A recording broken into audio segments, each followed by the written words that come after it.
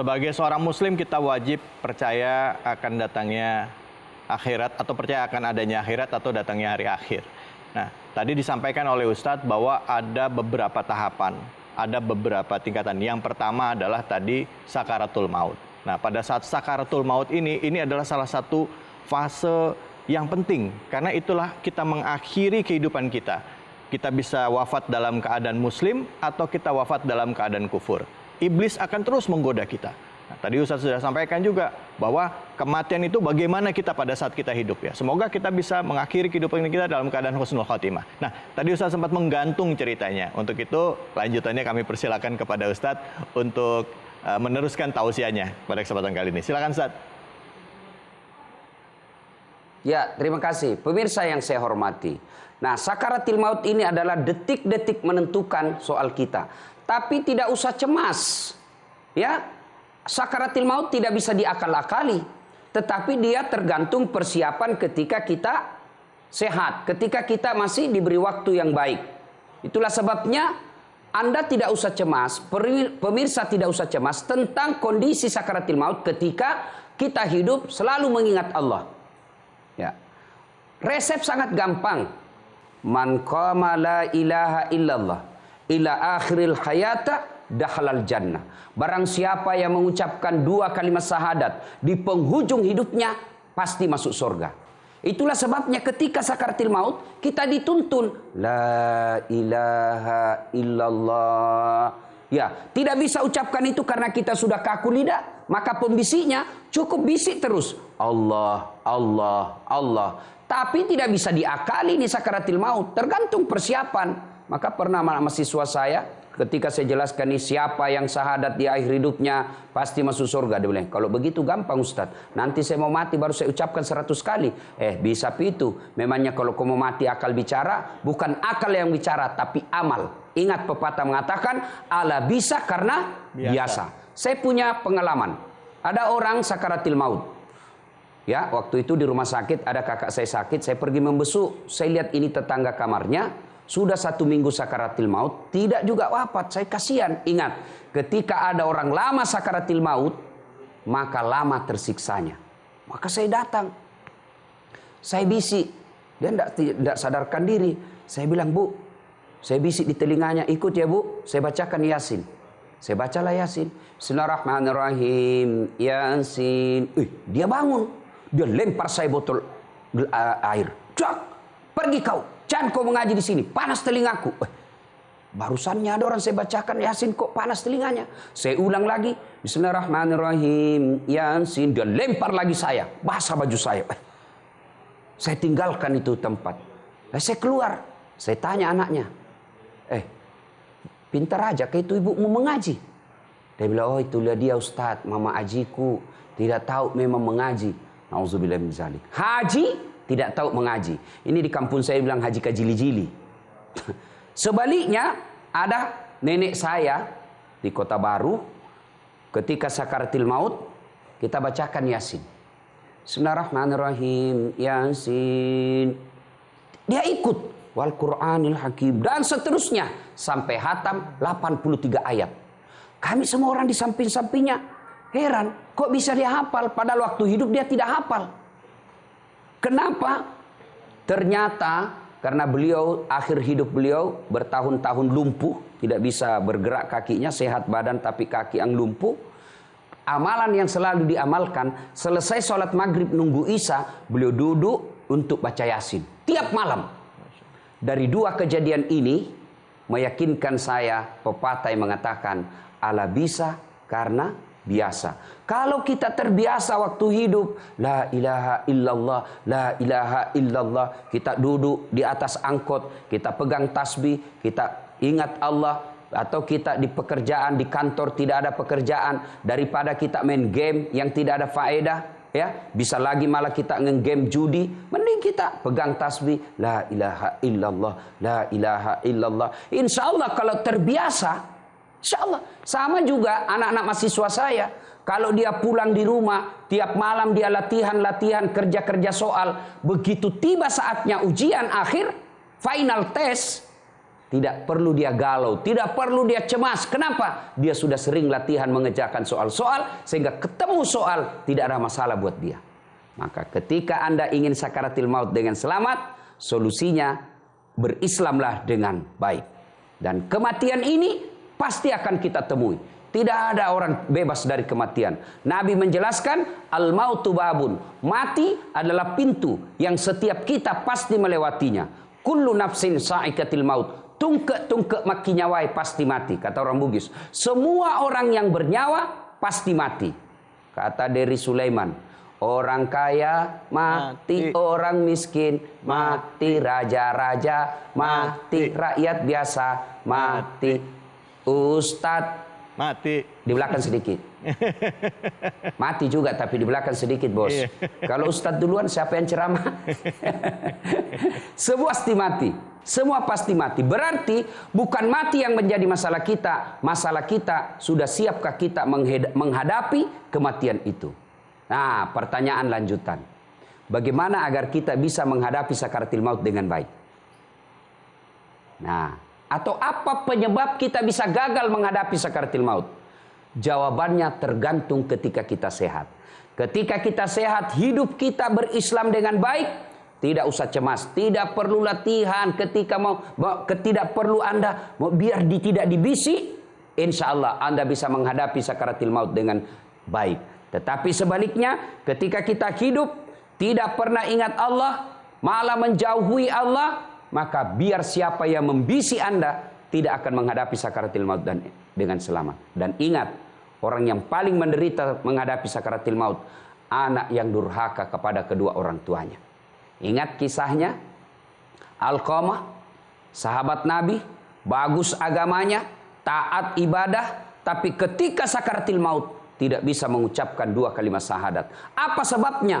Usut punya usut, ternyata pernah menyakiti hati ibunya, sehingga ketika sakaratil maut tidak bisa menghadapinya dengan selamat.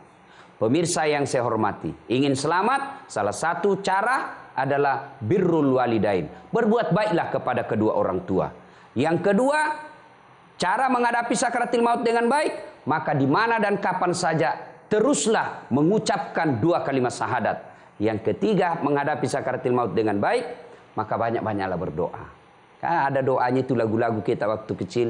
Ya Allah biha, ya Allah biha, ya Allah bihusnul khatimah, ya Allah biha, ya Allah biha, ya Allah bihusnul khatimah. Kita berdoa kepada Allah. Ya Allah, ya Allah, ya Allah, berikanlah saya kesempatan menghadapi sakaratil maut dengan husnul khatimah. Dan ada dalam doa selamat, kalau ibu-ibu majelis taklim ini biasanya hafal ini doa. Bismillahirrahmanirrahim. Taubatan qablal maut, wa rahmatan indal maut, wa maghfiratan ba'dal maut. Ini yang harus kita sering bacakan. Kita ulang-ulang. Taubatan qablal maut. Ya Allah, berikan saya bertobat sebelum mati. Wa rahmatan indal maut, dirahmati ketika sakaratil maut. Wa maghfiratan ba'dal maut, dan diampuni setelah mati. Kalau 3 doa ini dikabulkan, aman. Taubat sebelum mati.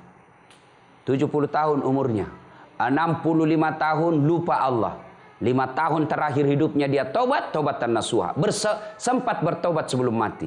Kemudian dicabut sakaratil maut, menghadapinya dengan ringan, diberikan kasih sayang. Oh, jangan anggap remeh ini yang namanya sakaratil maut.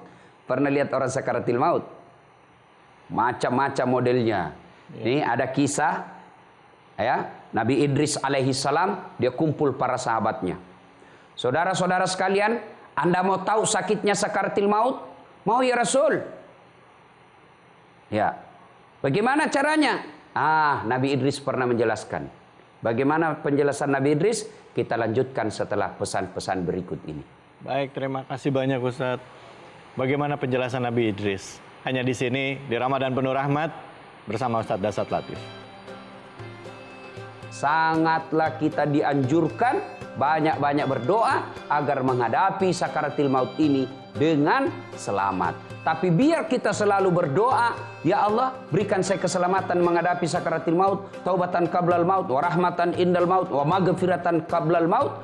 Tapi prakteknya kehidupan sehari-hari, kita tidak sholat, kita makan riba, kita nipu orang, kita selingkuh kiri kanan, tidak akan menghadapi sakaratul maut dengan tenang. Kita kembali lagi di Ramadan Penuh Rahmat bersama dengan Ustadz Dasat Latif. Kita lanjutkan saja kisah Nabi Idris bersama Ustadz Dasat Latif. Silakan Ustadz. Ya, pemirsa yang saya hormati. Jadi suatu ketika Idris alaihissalam mengajukan permohonan kepada Allah. Ya Allah, saya ingin rasakan bagaimana sakitnya sakaratul maut. Allah sampaikan, betul kau mau rasakan? Iya ya Allah. Akhirnya Allah berikan kepada Nabi Idris, oke kalau gitu kau siap-siap. Dan lalu Idris alaihissalam dicabut ruhnya. Setelah dicabut ruhnya, dikembalikan dengan izin Allah, hidup kembali. Lalu setelah beliau hidup, dia kumpul sahabat-sahabatnya. Saudara-saudara sekalian, Anda ada yang tahu bagaimana sakitnya sakaratul maut? Tidak ya Rasul, Anda yang lebih tahu. Idris alaihissalam lalu menjelaskan, sakitnya sakaratul maut 1000 kali kita dikuliti hidup-hidup baru sama sakitnya sakaratul maut. Auzubillah min zalik. Bayangkan. Bahkan sampai Rasulullah sendiri pun ketika menghadapi sakaratul maut kan dijelaskan dalam sejarah, beliau sampai keluar keringatnya. Lalu Jibril berbalik ke belakang, membelakangi Nabi. Kan Nabi bersabda, Jibril, kenapa kau palingkan wajahmu? Apa kau jijik melihatku? Jibril berkata, tidak ya Rasul. Saya tidak tega engkau melihat menghadapi sakaratul maut. Lalu Nabi menjelaskan, andai saja Allah tidak sayang kepadaku, maka saya merasakan betapa sakitnya sakaratul maut itu. Dan inilah momen yang sangat berarti buat kita semua umat Nabi. Lalu Nabi berdoa kepada Allah, ya Allah, sakitnya sakaratul maut ini jangan kau timpahkan kepada umatku, semua kumpul semua sakitnya sakaratul maut. Cukup saya merasakan sakitnya sakaratul maut. Jangan kau timpahkan kepada umatku. Inilah pemimpin yang sangat luar biasa. Detik-detik menghadapi sakaratul maut masih mendoakan umatnya. Pemirsa yang saya hormati, kembali tadi tentang sakitnya sakaratul maut. Idris alaihissalam menjelaskan sakitnya sakaratul maut itu 1000 kali kita dikuliti hidup-hidup baru sama sakitnya. Auzubillah min zalik. Kita tertusuk saja duri sudah lompat. Nah, karenanya sangatlah kita dianjurkan banyak-banyak berdoa agar menghadapi sakaratul maut ini dengan selamat. Tapi biar kita selalu berdoa, ya Allah berikan saya keselamatan menghadapi sakaratul maut, taubatan qablal maut, wa rahmatan indal maut, wa maghfiratan qablal maut. Tapi prakteknya kehidupan sehari-hari, kita tidak sholat, kita makan riba, kita nipu orang, kita selingkuh kiri kanan, tidak akan menghadapi sakaratul maut dengan tenang.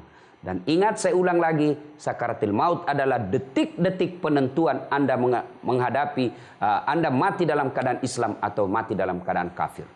Baik, Ustadz, ada pertanyaan dari netizen, Ustadz. Ini, Assalamualaikum warahmatullahi wabarakatuh. Ustadz, tolong diceritakan bagaimana apa yang dialami oleh mayat di dalam kubur. Nah, ini mungkin pasnya tentang kehidupan di alam kubur kali Ustadz ya. Bagaimana? Ya. Okay. Silakan Ustadz. Terima kasih. Pemirsa yang saya hormati. Awal-awal pembicaraan kita tadi saya sampaikan bahwa tahap-tahap untuk menuju ke alam akhirat. Tahap pertama tadi sakaratul maut. Oke, sudah kita selesaikan nih sakaratul maut ini. Tahap berikutnya masuk kita di alam kubur. Ketika kita wafat, ya, maka bermacam-macamlah reaksi orang. Ada yang menceritakan kebaikan kita, ada yang bersedih, ya, semoga tidak ada yang gembira atas kematian kita. Untung dia mati biang kerok, setengah mati kita ini di komplek gara-gara dia. Nauzubillah min zalik. Mudah-mudahan tidak seperti itu hidup kita. Maka diantarlah kita dari rumah ke alam kubur. Nah, ini perlu dipahamkan kepada pemirsa. Ada sebagian orang yang sampai di pemakaman tidak juga berdoa. Bahkan apa yang dilakukan, malah dia duduki itu batu nisannya orang. Tidak boleh menduduki batu nisan. Anda menduduki batu nisan, duduk sambil merokok di atas batu nisannya orang, itu sama kau duduki api neraka. Tidak boleh, menghormati orang, ya, batu nisannya. Nah, sampai kita ucapkan assalamualaikum ya ahlal kubur.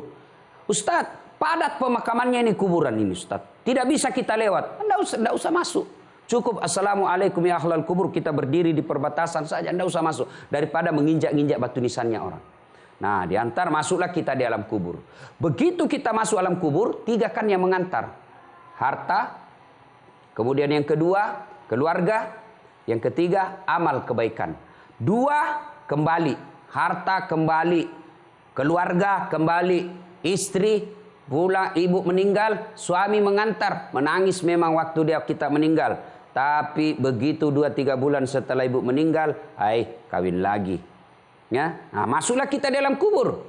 3 yang mengantar, 2 kembali, tinggal 1 yang menemani kita masuk alam kubur. Siapa yang masuk menemani kita adalah amal kita, amal kebaikan maupun amal keburukan. Masuk.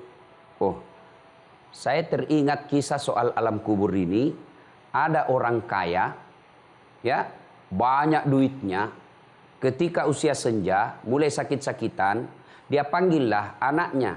Nak, kau kesini dulu nak. Iya pak. Kau temani saya 40 hari di alam kubur. Ambil hartaku 50%.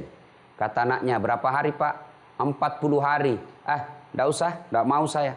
Kecewa lah ini bapak. Dia panggillah istrinya. Bu, kau temanilah saya. Bikin kalau saya masuk alam kubur. Kita bikinlah di situ kayak tanker ya.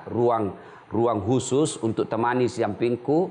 Saya kasih kau hartaku 50%. Kata istrinya, anakmu saja tidak mau, mana saya mau. Oh, kecewa juga. Dia panggillah saudaranya, dek, kau temanilah saya 40 hari dalam kubur nanti kalau saya wafat. Anak istrimu aja tidak mau, apalagi saya. Kecewa lah ini bapak orang kaya. Lalu dia bikin sayembara. Siapa yang mau menemani saya 40 hari dalam kubur, maka saya berikan hartaku 50%. Wah, didengar sama fakir miskin di kampungnya. Asli fakir miskin. Apa kerjanya? Penebang kayu di pohon. Dia tebang kayu, dia jual. Nah, datanglah mendaftar. Tangan-tangan MOU. Sudah selesai. Beberapa hari kemudian, wafat betul ini orang kaya. Masukkan alam kubur. Sudah dimasuk kubur. Ini orang yang miskin ini, masuk juga dia di dalam kubur. Timbun. Begitu sudah ditimbun, datang malaikat. Kaget malaikat, kenapa ada orang hidup di sini? Akhirnya tidak jadi ditanya ini orang mati. Dia yang ditanya, kenapa kok ada di sini? Ada apa kok ada di sini? Dia bilang, saya begini malaikat, saya ini kasihan orang miskin. Masa kok miskin? Iya, terus ini ada perjanjian saya sama ini yang jenazah ini. Kalau saya temani 40 hari, saya dikasih hartanya 50%. Oh, mulai ditanya, memang kau miskin kah? Saya miskin. Apa pekerjaanmu? Saya ini kasihan tukang tebang kayu di hutan. Hanya satu kekayaan saya. Apa? Kampak. Mulai ditanya kampaknya. Dari mana ini kau dapat kampakmu? Ditanya seharian. Ditanya sampai sore. Karena sore malaikat berkata, pertanyaan kita tutup dulu. Sama juga di KPK malam. Kita tunda, besok lagi lanjut. Hari kedua datang lagi malaikat. Ditanya lagi. Itu kemarin kan ditanya, itu kampakmu dapat dari mana? Penjelasannya bagus. Hari kedua ditanya, itu kampakmu kau gunakan untuk apa? Datanya dari mana? Kau gunakan untuk apa? Dia jelaskanlah itu. Seharian lagi pertanyaannya membahas soal itu datangnya dari mana. Ini sudah sore, kita lanjutkan besok. Hari ketiga pun demikian. Di hari ke-40, begitu didatang mau malaikat sudah datang masih jauh, dilihat sama ini orang miskin, dia langsung lompat naik ke atas. Tepuk tanganlah semua manusia di desa itu. Selamat kau dapat 50% hartanya ini pak. Apa dia bilang ini orang miskin? Apa 50%? Saya tidak mau. Ambil aja ini semua kampakku. Ini saja kampak 1, 40 hari saya ditanya. Tidak mau saya. Nah, bayangkan. Kampak 40 hari seleksi berkasnya. Bagaimana yang punya mobil, bagaimana yang punya rumah, semua akan ditanya. Maka prosesi ketika kita masuk alam kubur, disitulah pertanyaan akan menyulitkan kita. Masuk kata Nabi, begitu kita masuk dalam kubur, ada 5 pertanyaan. Sebagai kecintaan dan kesayangan saya kepada pemirsa Metro TV, saya akan bocorkan pertanyaan ini. Silahkan siapkan jawabannya. Apa gerangan? Kita lanjutkan setelah pesan-pesan berikut ini. Baik, Masya Allah. Kita akan lanjutkan lagi mengenai 5 pertanyaan yang akan ditanya oleh malaikat pada saat di alam kubur nanti. Jangan kemana-mana, tetaplah di sini di Ramadan Penuh Rahmat bersama dengan Ustadz Dasat Latif. Di akhirat kelak ini, seluruh anggota tubuh kita akan menjadi saksi atas segala perbuatan, atas segala nikmat yang Allah berikan. Jadi tangan kita akan berbicara, kaki kita akan berbicara, bahkan kulit-kulit kita pun akan menjadi saksi, akan ngomong atas segala perbuatan-perbuatan di akhirat kelak. Masya Allah, jadi bahan renungan buat kita pada saat sedang bersantap sahur ini adalah pertama tadi dari yang disampaikan oleh Ustadz di segmen 3, ya, bagaimana setiap apapun yang kita kerjakan di dunia akan dimintai pertanggungjawaban. Apapun yang kita raih di dunia akan dimintai pertanggungjawaban. Bahkan kapak pun, ya, itu pertanyaannya luar biasa. Artinya sekecil apapun yang kita lakukan akan dimintai pertanggungjawaban. Nah, sebelum nanti Ustadz menjelaskan kepada kita 5 pertanyaan yang akan ditanyakan di alam kubur, ini ada sebuah pertanyaan dulu Ustadz, mohon izin. Pertanyaan ini dari dari kawan-kawan yang memberikan video nih Ustadz, kiriman video. Sama-sama kita saksikan. Assalamualaikum Ustadz Dasat, saya Dian Mirella. Saya mau bertanya Pak Ustadz, apabila nanti kematian datang menjemput kita dan datanglah ujian kubur kepada kita, apakah benar yang nanti akan bersaksi itu adalah anggota tubuh kita? Sekian pertanyaan dari saya, terima kasih Pak Ustadz. Ya, pertanyaannya Ustadz tadi pada saat kita di dalam kubur, apakah betul yang menjawab dan bersaksi nantinya bukan mulut kita tetapi anggota tubuh kita? Silakan Ustadz. Betul sekali. Ini ada yang dipopulerkan lagu oleh Chrisye, ya kan, jalankan bahwa tubuh kita akan bersaksi di akhirat kelak. Al-yauma nahtimu ala afwahihim wa tukallimuna aydihim wa tashhadu arjuluhum bima kanu yaksibun. Kurang lebih Allah jelaskan bahwa di akhirat kelak ini seluruh anggota tubuh kita akan menjadi saksi atas segala perbuatan, atas segala nikmat yang Allah berikan. Jadi tangan kita akan berbicara, kaki kita akan berbicara, bahkan kulit-kulit kita pun akan menjadi saksi, akan ngomong atas segala perbuatan-perbuatan di akhirat kelak. Alam kubur jangan anggap remeh, pasti. Saya kasih ilustrasi sederhana, Bos. Pegawai negeri, Anda dimutasi ke desa terpencil, masih ada pilihan. Apa ini desa? Saya 30 tahun di Jakarta, tiba-tiba dapat ini. Tidak ada sinyal, airnya susah, lampunya terbatas nyalanya. Masih ada pilihan. Apa pilihan? Pensiun dini, kembali ke Jakarta. Anda tentara polisi, dapat penugasan area medan perang. Bapak masih ada pilihan. Apa pilihan? Pensiun dini, berhenti, tidak ada masalah. Tapi kalau Bapak masa alam kubur, pemirsa sudah masuk alam kubur, senang atau tidak senang, tinggal kau di situ, tidak boleh kau kembali lagi. Maka tidak ada pilihan. Nah, masuklah kita di alam kubur, setelah pengantar sudah pada kembali, kata Nabi dijelaskan dalam hadis, bahkan langkah-langkah kaki kita yang paling terakhir meninggalkan pemakaman, masih kedengar sama mayit, datang malaikat. Nah, kalau baiklah dia akan menanyakan malaikat-malaikat ini. Kalau orang baik agamanya, tidak usah cemas. Kenapa? Bukan kita yang jawab, tapi siapa yang jawab? Amal-amal kebaikan kita. Tapi kalau tidak beres agamanya, malaikat dia sudah pegang godamnya. Dia putar-putar. Dulu sudah lama saya tunggu kau. Kau yang paling banyak bicaramu dulu. Nah, tapi kalau orang baik agamanya, malaikat pun akan datang dengan penuh kehormatan. Malaikat berkata, "Marabbuka, siapa Tuhanmu?" Tidak usah cemas. Yang jawab adalah solat kita. Solat kita akan menjawab, Allahu Akbar. Itu kalau baik agamanya, baik solatnya. Ditanya lagi, man nabiyuka? Siapa nabimu? Salat kita akan menjawab lagi, asyhadu an la ilaha illallah wa asyhadu anna Muhammadar Rasulullah. Akhirnya dijelaskan dalam kitab, malaikat tidak melanjutkan pertanyaan 3, 4, 5. Dia naik melapor ke arasnya Allah, ya Allah, ada hambamu mati, saya tanya, man rabbuka? Siapa Tuhanmu? Dia menjawab, Allahu Akbar. Allah jelaskan, itu bukan dia yang jawab, tapi solatnya yang jawab. Karena dia baik solatnya, tidurkan dia seperti nikmatnya tidur pengantin baru.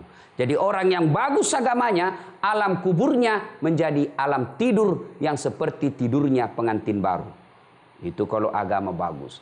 Tapi kalau agamanya tidak beres, solatnya tidak beres, atau dia solat cuma hari Jumat, paling terlambat datang, paling cepat pulang, khutbah hatib dia tidur. Oh, hati-hati. Datang malaikat, marah malaikat dia. Ini kata malaikat, sudah lama kau banyak ceritamu, tidak pernah kau mau dengar dakwah disampaikan sama ustadz, tapi kau nyinyir raja kerjamu. Ditanya, "Marrabuka, siapa Tuhanmu?" Kaget dia. Dia bilang, "Tunggu dulu bos, orang baru datang." Akhirnya naik malaikat, "Ya Allah, ada hambamu mati." Saya tanya, "Marrabuka?" Kaget langsung dia bilang, "Siapa Tuhanmu?" Dia jawab, "Ketuhanan yang Maha Esa." Oh, langsung disuka. Pemirsa yang saya hormati, alam kubur tentu sangat ditentukan oleh amal-amal kebaikan kita ketika kita hidup. Dan percaya orang yang paling tersiksa dalam kubur, satu, al-mutakhawilu bis shalah, yang menganggap enteng solat. Yang kedua, siapa? Mereka yang tidak bersih ketika kencing. Suatu kali Nabi lewat di pemakaman. Nabi lalu bertanya, "Saudara-saudara sekalian, siapa yang tahu makamnya? Siapa isinya ini? Ini kuburan siapa?" "Si fulan ya Rasul." Wah, kasihan, andai saja kau diberi pendengaran seperti telinga saya, kau akan dengar betapa disiksanya ini orang. Apa dia tidak sholat ya Rasul? Tidak, dia sholat. Apa dia tidak puasa ya Rasul? Dia puasa. Dia tidak bayar zakat ya Rasul? Dia bayar zakat. Lalu kenapa? Dia tidak bersih ketika dia kencing, taharanya. Nah, bagaimana pula agar bisa selamat di alam kubur? Salah satu resepnya harus punya anak yang soleh dan soleha. Suatu ketika Nabi menuju ke suatu tempat. Dalam perjalanan, Nabi melewati pemakaman. Begitu lewat di pemakaman, Nabi bersabda, "Langkahkan kakimu dengan cepat. Cepat-cepat." Sahabat semua cepat-cepatkan langkahnya. Sampailah Nabi di tujuan. Selesai urusan Nabi, balik lagi dengan rute yang sama. Lewat lagi di pemakaman. Tadi waktu pergi, sahabat diperintah untuk langkah cepat. Ini tanpa perintah Nabi, sahabat lagi, percepat lagi langkahnya. Nabi lalu bersabda, "Tidak usah cepat-cepat, tidak usah buru-buru, santai saja." Sahabat bertanya, "Ya Rasulullah, tadi waktu pergi, kami disuruh buru-buru. Sekarang pulang kok tidak? Ada apa ya Rasul?" Nabi menjelaskan, "Andai saja kau punya pendengaran seperti telingaku, kau dengar betapa disiksanya ini orang. Lalu ketika pulang, kenapa tadi pergi saya suruh cepat-cepat? Karena saya tidak tahan mendengar dia disiksa. Saya mau cepat jauh supaya saya tidak dengar lagi. Lalu pulang, tidak lagi. Kenapa? Saya mendapat berita dari Jibril. Allah perintahkan kepada malaikat penyiksa kubur. Malaikat, hentikan siksaanmu. Kenapa? Tidak mungkin kusiksa ini orang tua di kubur, sementara anaknya di dunia lagi membaca basmalah. Bismillahirrahmanirrahim. Artinya, Bapak, Ibu, Saudara-saudara sekalian, pemirsa, yang bisa meringankan azab kubur Anda ketika sudah masuk alam kubur adalah qiraatil Quran, bacaan-bacaan ayat suci dari anak. Itu baru basmalah. Maka beruntung bagi mereka yang punya anak, 3 anaknya, semua hafal Quran. Insya Allah Bapak punya kebahagiaan di kubur nanti. Alangkah bahagianya ketika kita sudah di alam kubur, 3 anak kita, setiap selesai sholat, di sujud terakhirnya dia baca doa, Allahumma ghafirli wali walidayya warhamhuma kama rabbayani shaghira. Supaya kita bisa selamat alam kubur. Ada yang bisa doakan kita di alam kubur. Mari didik anak kita menjadi anak yang soleh dan soleha, supaya begitu kita masuk alam kubur, ada yang selalu doakan kita. Insya Allah. Baik, Alhamdulillah. Terima kasih banyak Ustadz atas ilmunya hari ini. Pemirsa Metro TV dimanapun saja Anda berada, tentunya kita menyadari bahwa hidup ini hanyalah sementara. Dan semasa kita hidup, mari kita manfaatkan hidup kita dengan senantiasa memperbaiki diri kita, memperbanyak ibadah kita, meningkatkan kualitas ibadah kita. Sehingga pada saat kita wafat dalam keadaan husnul khotimah. Anak, harta, istri, semualah titipan. Amal yang akan mengikuti kita, terutama yang akan nanti menjadi tanggung jawab kita di alam kubur, sehingga akhirnya nanti kita menuju ke alam akhirat. Terima kasih banyak Ustadz atas ilmunya hari ini, dan setelah ini kita akan menyaksikan penampilan dari Ustadz Yusuf Mansur dan juga Wirda Mansur dalam program Asmaul Husna. Saya David Halik, wabillahi taufiq wal hidayah. Selamat menjalankan ibadah puasa. Assalamualaikum warahmatullahi wabarakatuh. Metro TV, knowledge to elevate.